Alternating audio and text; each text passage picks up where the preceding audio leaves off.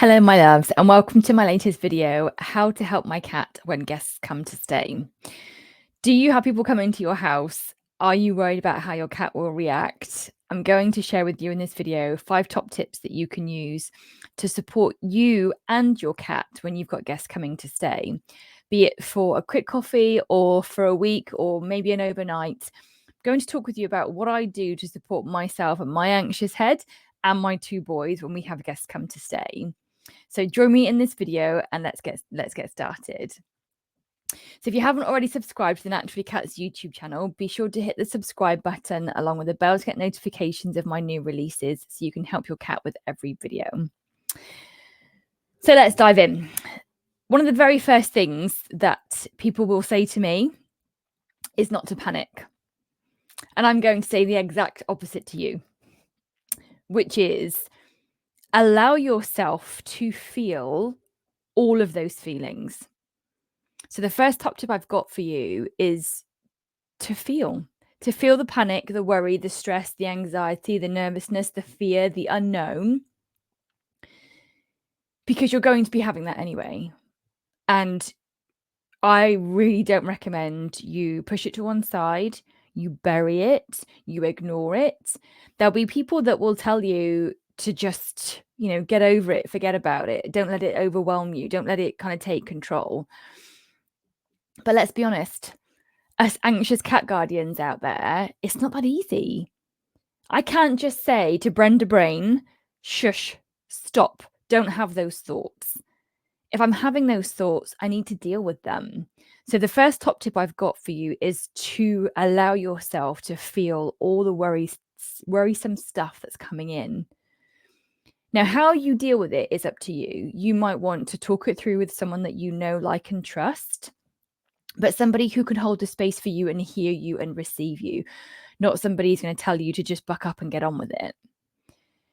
You might want to journal. I've frequently sat down and got a journal and a pen and literally just written whatever is coming through in my thoughts, all of them.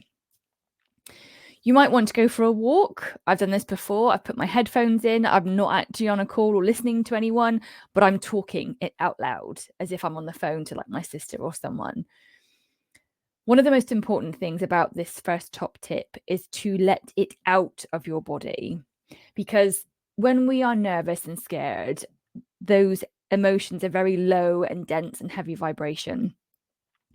It feels heavy, and that's in our body because we've had that thought, and it needs to come out. And if it can't come from your head and out, be expressed out of your throat chakra, it's going to sit in the rest of your body, which is in your heart, which is going to make you disconnected from your cat, in your tummy, which is going to make you nervous and anxious and potentially have digestion problems and a whole host of other things. So if you find out someone's coming to stay for a coffee, or someone's coming to stay overnight or for a week or a few days, create some space to acknowledge how you feel about that. Our cats are like sponges. They can sense and feel our emotions. So it's important for us to deal with them first so that we can then support our cats. Okay. So top tip number 2 is to talk to your cat. They are sentient, they are sensitive. Like I said, they are sponges. They can feel our emotions before sometimes we've even acknowledged what we're feeling. They are that deeply connected. They are that wise. They are that soulful. So your cat will already know that you're starting to freak out. So if you decide not to do top tip number 1 and don't deal with how you're feeling, you're only actually going to do harm to you and your cat, because you're going to get more stressed and your cats will feel that in your body. So yes, it might be hard and scary to face your fears or to deal with your emotions, but trust me, I've done it many, many times. They can feel it, they can sense it. So if we can help ourselves first, the age-old adage of putting your oxygen mask on first before you help other people, will give you the opportunity to support you and your cat in the best way that you can. So talk to your cat, tell them what's going on. Granddad's coming over for a coffee. I'm expecting an Amazon parcel today, or a workman's coming to do some things in the house.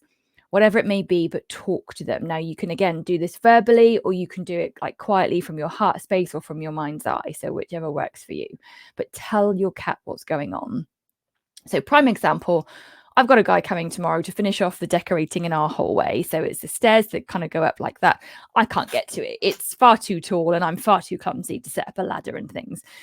So I've already been talking to the boys, telling them that he's coming tomorrow, telling Leo that I want him to be safe and to feel safe. So if he needs to be outside for the day, that's fine.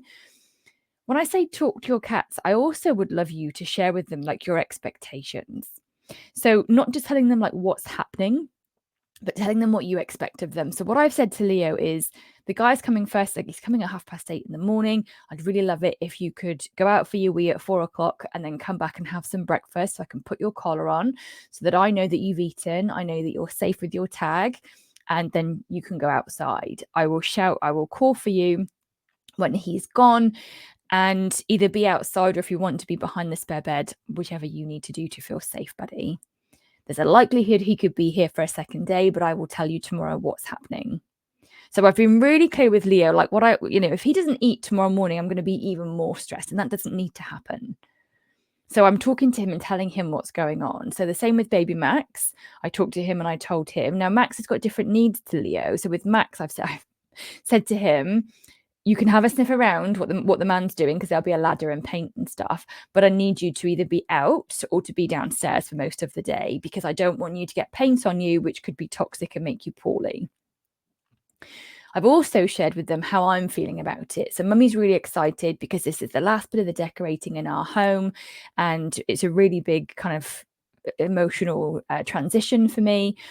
And mummy's nervous because I don't know how you two are going to be, but I am overall excited, and I really am looking forward to us having this finished so that we can enjoy our home together. Okay, so dealing with yourself and then dealing with that emotional connection between you and your cat, preparing them for what's happening, giving them a choice in what they do and how they interact with what goes on is number 2. Okay. So let me just check my list to make sure that I'm on track.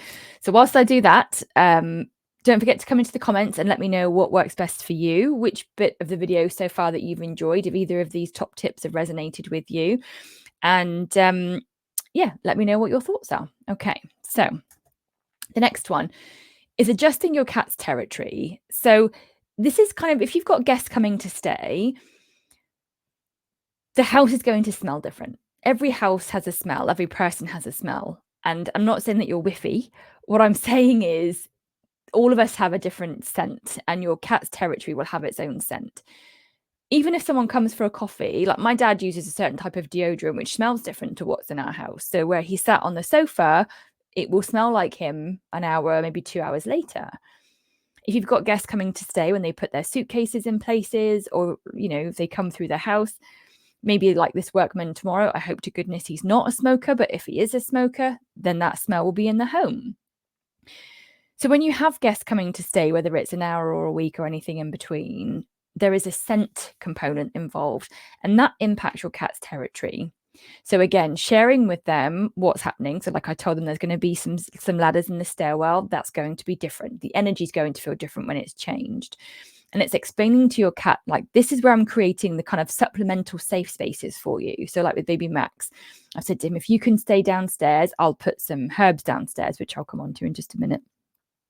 But if you've got guests overnight, like my spare room is literally a cat room. There's color therapy pieces of fabric all over the spare bed. There's 2 cat beds on the bed. Like if someone comes to stay, that's a big shift in the boys' territory. So it's explaining to them what's going to be different, how long it's for, which kind of connects to point number 2, but also what you're doing to support these changes. So you can't go here, but you can go here. We're shutting this door, but you do have access to this space. You won't be able to use this litter tray, but we've put this scratching post here instead, or whatever it may be. But it's ensuring that your cat's territory is still established. So those key scent markers that you have, litter tray, scratching post, feeding station, cat bed, are still in places where they can get to. And the other part with this is also to share with your guests what's happening. So like when people come to my home, if they come for a quick coffee, I ask them to sit on the sofa with me and not in the chair that's got a cat bed on it. If people come to stay overnight, I will ask them to put all of their luggage and suitcases and bags and things in the spare room so that their scent is kind of concentrated next door. I haven't had someone come to stay for a week for a very, very long time, and I wouldn't. However, if they were, I would explain to them, please keep your door shut, or the boys might like to go in there. That's a safe space for Leo behind your bed. Again, it's about having that communication and helping your guests to understand they are coming into your home and your cat's home. It's your safe space. It's your cat's safe space. If they can't respect that, well, in my opinion, they don't get access to the house, but that's not everybody's point of view. So again, communication is really key about talking to your guests and telling them what you need from them and what you expect from them. So this brings me on to point number 4, which is about supporting your cat with complementary therapies. Now, in my 2 books, The Aromatic Cat, How to Use Herbs, Hydrosols, and Essential Oils for Your Cat's Well-Being, and Cat Chakras, Complete Guide to Clearing, Cleansing, and Balancing Your Cat's Core Energy Centers. Both of these are available from the Naturally Cats website, www.naturallycats.co.uk.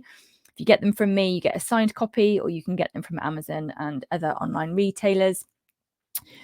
Both of those books have got ideas for you for complementary options of emotional support. So you might want to put down a herb garden, which is a towel or a blanket in a quiet space of the home, and put down some dried herbs. Like, you can give your cat catnip. Well, you can give them other things as well. Dried chamomile, even from a tea bag in your cupboard, dried valerian root, dried organic rosebuds, and many, many more. So you can put down herbs and flowers to support the stress, the change, the anxiety in your cats when you have people to come and stay. I've always got 2 herb gardens down because I love them. I've always got one here in my office, which is covered in catnip for baby Max, and one downstairs, which we rotate the herbs, but it's in the dining room. So it's in a quiet space in the downstairs. You can also offer essential oils. So both of these are in the Aromatic Cat book, and you can get a nice piece of fabric, put 1 drop of oil down, and again, put them in places around the home. So not in the cat bed, not near their food, and not near their litter tray, but other places that they might retreat to. So when my sisters come to stay, like I said, that spare room is a cat room. Leo will sleep on my bed. So if I've got my sister to come and stay, I will put oils on the floor in my bedroom. So if he wants to, he can work with them. So you can use herbs, hydrosols, and essential oils to support your cat's emotional needs. And also in the Cat Chakra book, you can use color therapy. So this is using energetic support for your cat, putting down pieces of different colored fabric or paper, clothes that you have in the cupboard, anything that you can get your hands on. It's about giving your cat a different frequency. So, red vibrates at a different frequency to purple, and your cat vibrates at a certain frequency as well. So it's about giving them the opportunity to deal with their energetic and emotional needs whilst there are changes in their physical environment. Yes, it's important to have their key scent markers out. Yes, it's important to speak to your guests and tell them, this is my cat's home, this is where their stuff goes. But it's not, there's more than just what we can see. It's not just what's in the physical world for the cat that needs support when their environment changes. Okay, and then the last one is to take a deep breath. It is to recognize that this is going to be a bit scary and a bit unsettling, whether it's a coffee or you've got a guest coming to stay for a long period of time. But it's also to know that the universe works with you. It's not against you. Things don't happen to you. They happen for you. So if you've got guests coming for a long period of time, see this as an opportunity. What else can I learn about to help my cats with? How can I support the relationship with my cats? How will this help us to get closer together, or for me to look at myself even more? There's always a lesson, and there's always an opportunity to feel a victim in a situation, or an opportunity to take control and to lean into faith and trust and know that what's happening is for your best and highest good. So even if your cat has what you deem, a negative or a bad reaction, there's still lessons in that, spaces for you to grow, to look at yourself, to shift, to help you and your cat. So I hope this has been helpful. And like I said, to begin with, start with yourself. If you don't make the space to look at your emotional state, your cats are going to feel it. And then everybody, the anxiety is just going to build and build and build. And it's going to make the whole thing worse. If you freak out because someone's coming to the house, your cats will too. And it doesn't need to be that way. So find a way to anchor and support yourself. Then you can help and support your cat. And who knows, you might have a visit from a guest and it might go really, really well. They may understand that you've got changes in their home for the cat. They may be really respectful of where to sit and what you ask them to do or not to do. And who knows, your cat may even come to see them and give them cuddles. So I hope this video has been helpful, my love. Thank you for joining me. Thank you for being part of the Naturally Cats community. And if you need more help with your emotional state and your emotional health, consider coming to work with me or joining me in the Become a Soul-Led Cat Guardian program. I help anxious people, anxious cat guardians, who need help to step away from their anxiety. So I'll pop a link below and I hope to see you soon. Take care, everyone. Bye for now.